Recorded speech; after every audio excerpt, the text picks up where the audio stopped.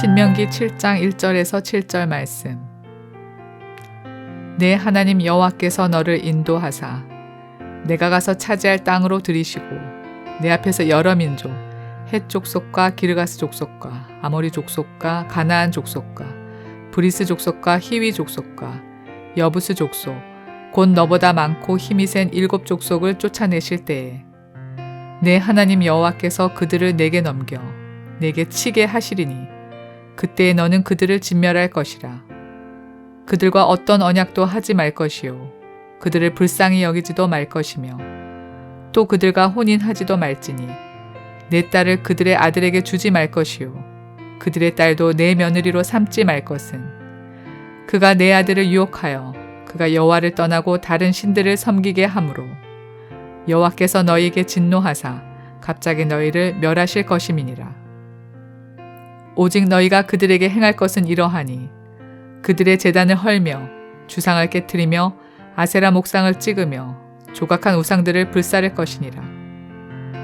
너는 여호와 내 하나님의 성민이라.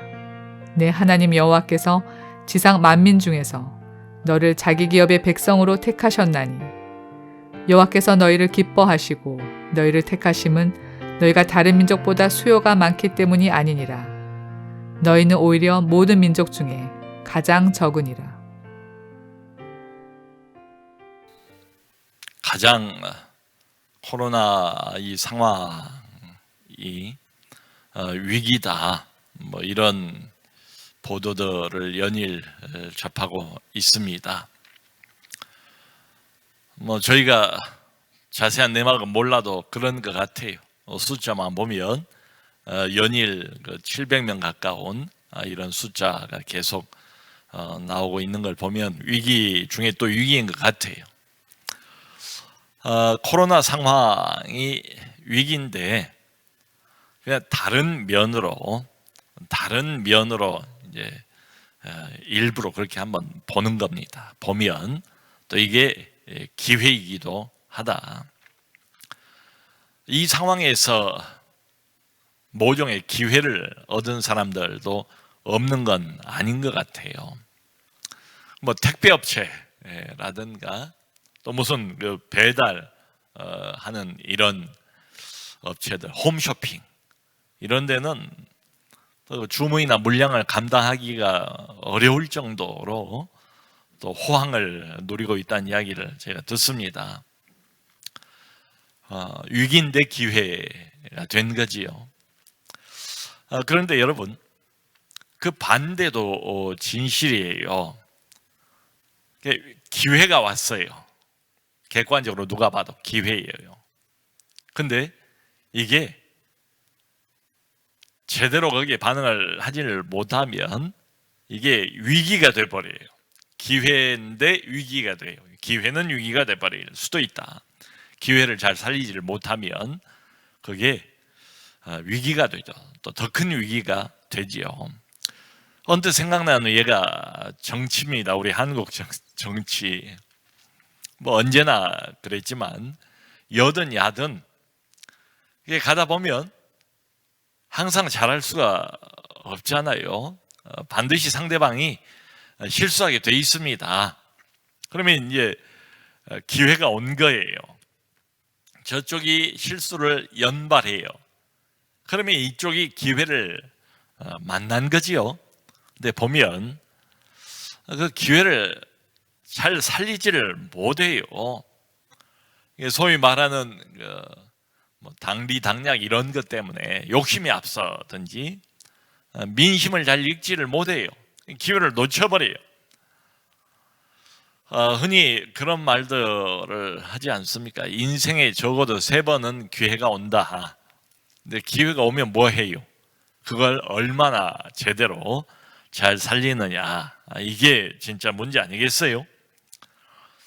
왜 기회 말씀을 드렸는가 하면 오늘 본문이 기회에 대한 이야기예요. 이스라엘에 기회가 왔어요. 가나안 땅이 바로 코앞입니다. 40년 고생이 드디어 다 끝나갑니다. 조금만 더 들어가면 젖과 꿀이 흐르는 땅이에요. 드디어 약속의 땅 바로 앞에 서 있는 겁니다. 기회지요, 기회. 근데 이게 오늘 성경 본문을 보면 동시에 위기이기도 하다. 이게 위기이기도 하다. 왜 그럴까? 적과 꿀이 흐르는 약속의 땅 거의 다 왔는데 이게 또 왜 위기가 될까? 여기 1절을 보면 하나님께서 이스라엘 백성들에게 자기들 모습을 이렇게 상기를 시키는 진짜 이들의 모습이 뭔가를 알려주신 대목이 나와요. 너보다 수가 많고 힘이 센 7족속이 거기 기다리고 있다는 거예요. 7절도 보면 이런 이야기가 있습니다. 너희는 모든 민족 중에서 가장 적으니라. 하고만은 많은 민족이 있는데 들어가 보면 7족속이 버티고 서 있는데요. 이 7족속이 아브라함 처음에 가나안 땅으로 들어가지 않습니까? 그때 거기 살고 있던 원주민하고도 달라요. 훨씬 더 강한 7족속이 떡 버티고 있는 거예요. 그리고 하나님의 말씀도 너희는 세상의 많은 민족 중에서 가장 작으니라 이렇게 말씀을 하셨어요.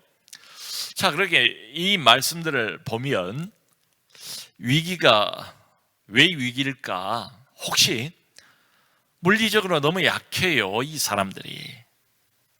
훈련받은 군사들도 많지도 않고 군사력도 형편없고, 그러니까 지금 위기라 하는 이 말씀은 앞으로 들어가면 곧 전투를 시작을 해야 되는데 물리적인 위기다, 군사적인 이유 때문에 위기다, 이런 말일까?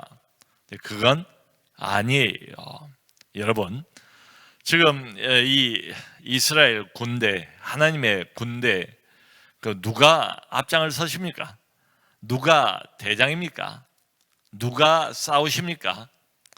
항상 보면 하나님이 대장이고 하나님이 직접 나가서 싸우시고, 하나님을 어떤 민족이, 어떤 강한 군사가 이길 수 있겠습니까? 그러니까 물리적인 이유, 군사적인 이유 때문에 위기라는 이야기가 아니에요. 이 이스라엘 백성들은 그냥 하나님의 말씀 믿고 그냥 가면 돼요. 그러면 그냥 길이 열려요. 승리가 주어져요. 그러니까 승리는 이를테면 따놓은 당상이다. 당상이다. 여기 2절에 그렇게 말해요. 내 하나님 여호와께서 그들을 내게 넘겨치게 하시리니 너는 그들을 진멸할 것이요. 하나님 여호와가 그냥 이 민족들을 다 이스라엘에게 넘겨주시겠대요. 그냥 가면 돼요. 전진하면 돼요. 승리가 그냥 기다리고 있어요. 네가 진멸할 것이라. 자, 이렇게 보면 이스라엘 지금 백성들의 어떤 물리적인 연약함, 군사력의 연약함, 이런 것들 때문에 위기라는 말씀을 드린 건 아니에요. 위기는 어디 있는가 하면 가나안 입성 이후입니다. 오늘 본문 내용이 그거예요. 초점이 승리는 따놓았고 그건 문제 없고 그건 걱정할 필요도 없고, 사실 인간들은 그게 더 걱정이 되지만 하나님이 걱정하시는 건 따로 있어요. 가나안에 들어가고 난 뒤에 그게 문제래요. 승리 이후 그게 문제래요. 위기가 온대요. 소위 영적인 위기가 기다리고 있습니다. 왜냐하면 가나안 안에 들어가면 여러분 누구를 만나겠습니까? 당연히 가나안 민족들을 만나겠지요. 가나안 사람들하고 접촉을 하지 않겠습니까? 자, 생각을 해보면 지난 광야 생활 40년 동안에는 원망도 하고 불평도 하고 하나님께 불순종도 했지만 다른 이방인들이 섞여 살지는 않았어요. 그 안에 있는 이방인들도 이미 다 유대인화된, 동화된 사람들이에요. 그런데 이제 가나안 안으로 들어가면 본격적으로 다른 신을 섬기고 있는 이방인들과 접촉을 하게 돼요. 이 사람들은 하나님 아닌 우상을 섬기는 사람들입니다. 그러니까 우상 숭배의 위험이 도사리고 있다는 거지요. 자, 여러분, 이렇게 보면 가나안 땅이 좋지요. 적과 꿀이 흐르는 땅이지요. 약속의 땅이지만 동시에 여기는 유혹의 땅이에요. 적과 꿀이 흐르고 있지만 동시에 세상 유혹이 흐르고 있는 그런 지역이기도 해요. 지금 그 이야기를 하시는 거예요, 하나님께서. 여러분, 예를 들면 코로나 상황이니까 결코 경제적인 문제가 만만치는 않아요. 그런데 성경을 보면 이 경제 문제, 먹고 사는 문제는 늘 보면 하나님이 격려를 해주세요. 걱정하지 말라는 거예요. 너희 하늘 아버지께서 먹을 거, 마실 거, 입을 거, 필요한 걸 다 하신다. 그것을 하나님께서 다 공급해 주신다. 모든 염려를 다 주께 맡겨라. 예, 물질 문제는 걱정할 것 없다. 이런 이야기를 계속 해 주시거든요. 근데 정작 하나님의 백성들에게 위험 신호, 경고의 음성을 어떤 때 바라시는가 하면 못 먹고 못 살아서 굶어 죽을까 봐서 그것 때문에 하나님께서 위험 신호를 바라시고 준비하라고 말씀하시고 이러지 않아요. 그 반대입니다. 경고는 항상 이 물질이라는 게 우상이 되어버릴까 봐서 경고를 하시죠. 그러니까 물질을 하나님이 주세요. 주시는데 그것을 마치 하나님처럼 붙들고 섬기고 하나님 자리에 두는 그 위험을 항상 경고를 하시죠. 그러니까 하나님이 주신 것들을 하나님처럼 섬기고 하나님 자신은 망각해버리는 그 위험을 늘 경고하지 않습니까? 여러분, 우리가 구원은 받았다 해도 여전히 타락한 본성을 아주 버리지는 못해요. 우리의 신앙생활을 보면 어떻습니까? 실제가 어떻습니까? 틈만 나면 하나님 아닌 것을 숭배하려고 해요. 지금 그것을 하나님께서 염려하시면서 경고하십니다. 그러니까 생각을 해보면 좀 이상해요. 성경을 이렇게 보면 하나님 아닌 것을 꼭 이렇게 숭배를 해요. 우상화 시키는 거죠. 하나님이 계시할 그 자리에 다른 엉뚱한 우상을 갖다 놓아요. 그리고 그것을 섬겨요. 근데 이게 조금만 생각을 해봐도 이상하다고요. 이해가 안 간다고요. 자, 여러분, 고대의 전쟁은 신들의 전쟁이잖아요. 일종의 대리전쟁 아닙니까? 자기들 신을 앞세워서 싸우는 전쟁 아니에요. 근데 이스라엘 신이 가나안 신들을 다 패배시킨 거잖아요. 자기들의 신이 다 무찔렀잖아요. 가나안의 잡신들을 말이죠. 그러니까 이 패배당한 신들인데 그걸 왜 섬겨야죠? 아니, 자신들이 섬기고 있는 여호와 하나님께서 가나안 신들을 죄다 물리친 것 아닙니까? 인간적으로 세상적으로 보면은 이 사람들이 갖춘 게 별로 없어요. 이길 만한 조건이 별로 없어요. 그럼에도 불구하고 승리를 하나님께서 주셨잖아요. 주겠다고 말씀하시고 말씀 그대로 이루셨잖아요.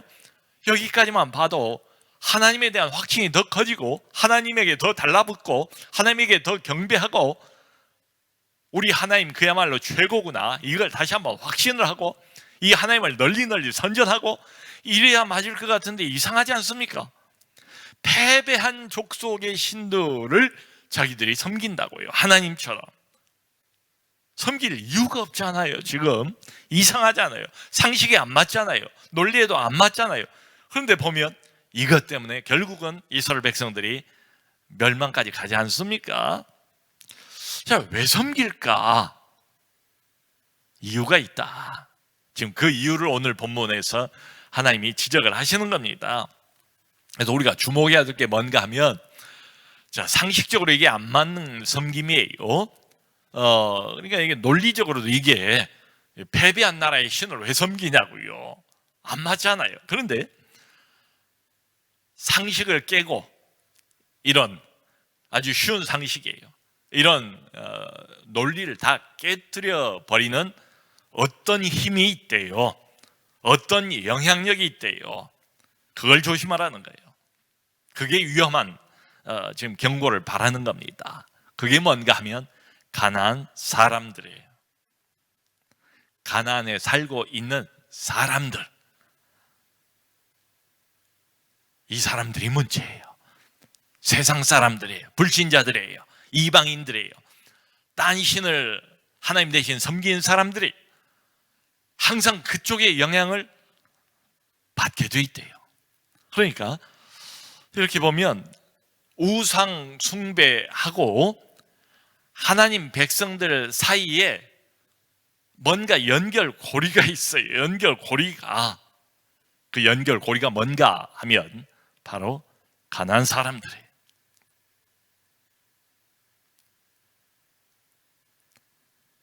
하나님 백성들이 갑자기 우상 숭배로 직접 가지 않습니다. 바로 우상 숭배로 가지 않아요. 그럼 이상하잖아요. 머리가 어떻게 되지 않은 바에야 뻔하잖아요. 여호와 하나님을 앞세워서 쳐들어 들어가서 가나안 우상들을 다 뽀개버리고 다 뭉개버렸어요. 승리를 가져왔어요. 이 사람들이 정신이 나가지 않은 바에야 자기들 스스로 이방 신들을 섬길 리가 없잖아요. 근데 우상 숭배하고 그리고 이 하나님 백성 사이에 항상 일종의 영적인 브로커들이 있다는 거예요. 이 둘 사이를 연결해 주는 일종의 매개자들이 있다는 거예요. 그게 세상 사람들입니다. 그게 바로 세상의 영향력입니다. 바로 이 세상 사람들이, 가나안 사람들이 비록 패배는 했지만 계속 이스라엘 하나님의 백성들에게 영향을 미칠 거라는 거예요. 거기에 영향을 받을 거라는 거예요. 세상 사람들에게, 그리고 세상에게. 그래서 그 영혼을 어둡게 만들 거라는 거예요. 죄성을 자극할 거라는 거예요. 그래서 결국 하나님을 떠나게 만들 거라는 거예요. 그걸 하나님께서 내다보시고 지금 오늘 본문에서 경고를 하시는 겁니다. 여러분, 이 영향력이 얼마나 실제로 큰지요, 이때만 이런 건 아니에요. 이단, 일전에 신천지에 빠졌다가 하나님의 은혜로 다시 탈퇴를 했어요. 돌아왔어요. 정말 다행이죠. 그 암흑의 소굴을 빠져나왔어요. 근데 이 사람이 무슨 말을 하는가 하면 그들이 성경을 잘못 해석하고 있다는 것도 이제는 알았대요. 교리가 잘못되었다는 것도 알았대요. 근데 무슨 말을 덧붙여 하는가 하면 그럼에도 불구하고 지금도 그 사람들이 그립습니다. 이렇게 이야기를 하더라고요. 얼마나 인간적으로 얽혀 있었던지, 얼마나 거기서 위로를 받았던지, 얼마나 깊은 공감대를 이루었던지, 그 교리가 잘못되고 거기서 이미 빠져나왔지만은 하는 말이, 그럼에도 불구하고 그 사람들이 지금도 그립습니다. 사람들이 그립대요. 여러분, 이 사람이 주는 영향이라는 것을 절대로 우리가 가볍게 보면 안 됩니다. 그러니까 이스라엘 백성들이 들어가요. 정복자입니다. 가나안 이 원주민들은 피정복자예요. 그럼에도 불구하고 계속 이 사람들하고 접촉을 하면서 이 사람들의 영향을 하나님의 백성들이 받고 있다는 거지요. 그러니까 우리가 오늘날도 좀 중요하게 던져봐야 할 질문이 바로 이겁니다. 내가 신앙생활을 하면서 누구와 접촉을 하고 있는가? 얼마만큼 접촉을 하고 있는가? 누구와 교제를 하고 있는가? 이게 대단히 결정적인 질문이에요. 여러분, 우리 하나님께서는 우리가 세상 사람들로부터 영향을 계속 받고 있다는 걸 잘 알고 계세요. 그걸 내다보시는 거예요. 지금 무슨 일이 벌어질까를. 그래서 2절에서 4절로 이렇게 경고를 하세요. 아주 단호하게 명령을 하세요. 너희는 들어가거든 그들과 어떤 언약도 맺지 말라. 그들을 불쌍히 여기지도 말라. 그들하고 혼인하지도 말라. 아들을 그들에게 주어서 그 딸들을 며느리로 삼지도 말라. 이렇게 말씀을 하세요.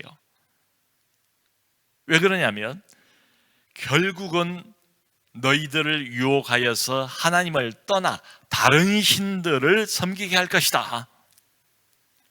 여러분, 우리 생각이 옳을까요? 하나님의 생각이 옳을까요? 아닌 것 같지요?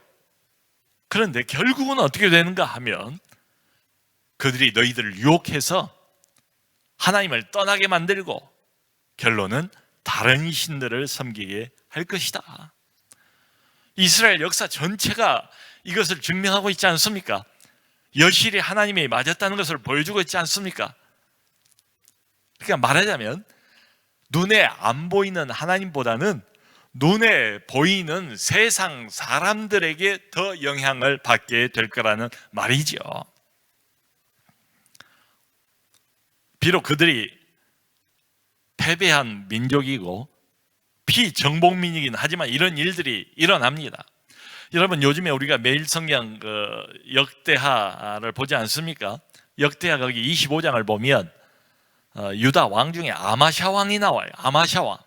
정말 이해가 안 가는 기록이 25장 14절에 그렇게 기록이 되어 있습니다. 에돔하고 싸워서 에돔을 쳐부셨거든요. 큰 승리를 얻었거든요. 근데 이 아마샤 왕이 에돔의 신들을 가지고 왔대요. 옛날 고대는 신들끼리 전쟁이니까 이쪽이 이기면 그쪽에 가서 일종의 전리품으로 그들의 신들을 뺏어오는 거예요. 전리품이죠. 뭐 자랑할 만 할 수도 있지 않겠어요? 그런데 이 아마샤 왕이 어떤 희한한 짓을 하는가 하면 그 에돔의 신들을 하나님 자리에 놓고 섬기기 시작했다는 거예요. 이게 이해가 됩니까? 자기가 하나님의 이름을 힘입어서 여호와를 앞세워서 에돔을 쳐 부셨어요. 자기가. 근데 전리품으로 가져온 패배한 그 나라의 신 에돔의 신들을 갖다 놓고 하나님 자리에 놓고 에돔의 신들을 섬겼다. 이해가 안 돼요. 여러분, 이런 걸 보면 저희가 감이 잡히지 않습니까? 생각보다 큰 영향을 세상 사람들은 우리에게 주고 있다. 세상은 우리에게 영향을 끼치고 있다. 믿음이 연약할 때는 이게 더하지요. 아마 어떤 사람들은 이렇게 말할지도 몰라요. 아니, 목사님, 그렇게 살살 우리가 접촉을 피하기만 하면 어떻게 됩니까? 그들을 오히려 적극적으로 만나서 전도시키면 되지 않습니까? 하나님을 소개하면 되지 않습니까? 그들을 기독교로 여호와 종교로 개종을 시키면 되지 않겠습니까? 참 좋은 말이지요, 이론상으로는. 근데 실제로 무슨 일이 벌어졌습니까? 팩트는 어떤 것입니까? 오히려 세상 사람들에게 전도를 당하는 것 아니겠어요? 이게 무슨 말입니까? 세상의 영향이 훨씬 더 우리보다는 강하다. 그러므로 하나님께서 내리신 결론이 맞지요. 매우 단호하지 않습니까? 절대로 살려두지 말라. 그 요한일서 2장 15절 보면 그 유명한 구절이 나오잖아요. 수천 년 간격이 있어도 이 영적인 원리는 바뀌지 않았어요. 누구든지 세상을 사랑하면 아버지의 사랑이 그 안에 있지 아니하니. 세상과는 사이좋게 지낼 수가 없대요. 처음부터 타협이 불가능하대요. 세상하고는 그래서 교제를 끊으래요. 그러니까 지금도 여전히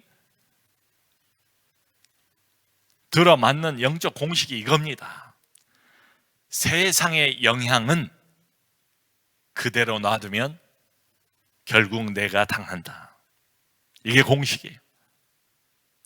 세상 영향은 내버려두면 내가 먹힌다. 이게 공식이에요. 성도 여러분, 우리 교회는 세상 한복판에 있지요. 우리 신자들이 살아가는 장소도 역시 세상 한 가운데지요. 그러니까 영향을 안 받을 수가 없어요. 그럼 불가능해요. 그런데 내가 세상의 영향을 얼마든지 받을 수 있다. 세상이 내가 생각하는 것 이상으로 내 영혼에 영향을 끼친다. 이걸 의식하면 조심하는 게 가능하지요.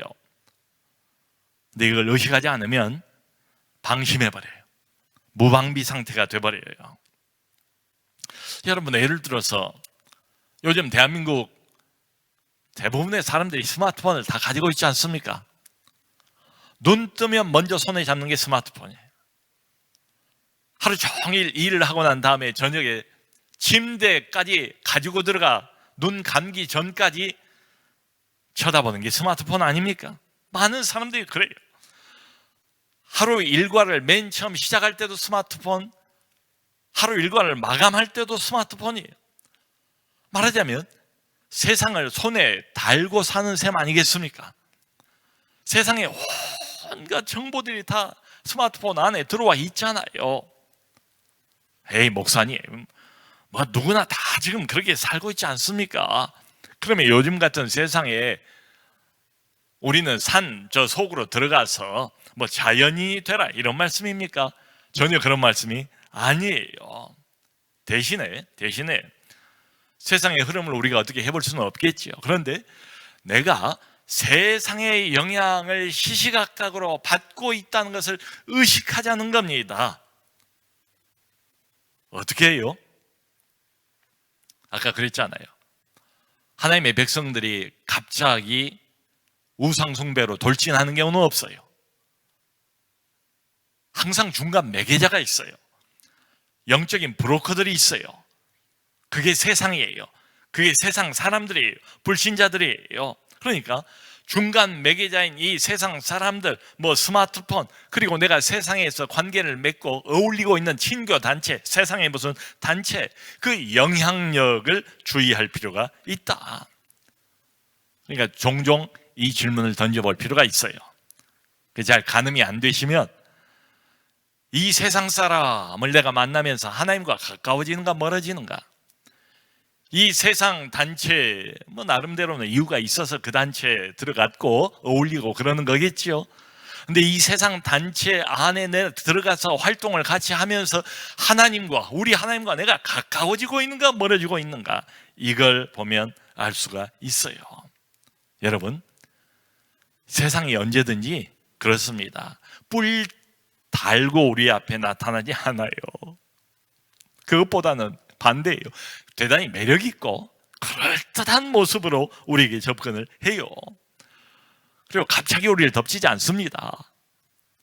한 걸음씩 그들과 접촉하면서 접촉이 깊어지면서 영향력이 점점 더 커져가는 거지요. 그러다가 결국은 내 영혼을 그쪽에 완전히 넘겨버리는 것 아니겠어요? 나도 모르게. 오죽했으면 신약성경 보면 바울 사도 옆에서 바울을 도우면서 바울의 제자처럼 함께 동역을 했던 그 데마라는 사람이 있었습니다. 디모데후서 4장 10절을 보면 이런 말이 있어요. 데마는 이 세상을 사랑하여 나를 버리고 데살로니가로 가버렸다. 데살로니가는 굉장히 큰 대도시고 화려한 도시거든요. 세상의 즐거운 것들과 향락을 누릴 만한 것들이 거기 가득히 있어요. 데마가 왜 바울을 떠났다고요? 왜 하나님을 떠났다고요? 왜 교회를 떠났다고요? 세상을 사랑하여서 세상의 영향을 받고 또 받더니 결국은 떠나고 말았다는 거죠. 자, 그러므로 사랑하는 성도 여러분, 자기가 가지고 있는 믿음을 절대로 과신해서는 안 돼요.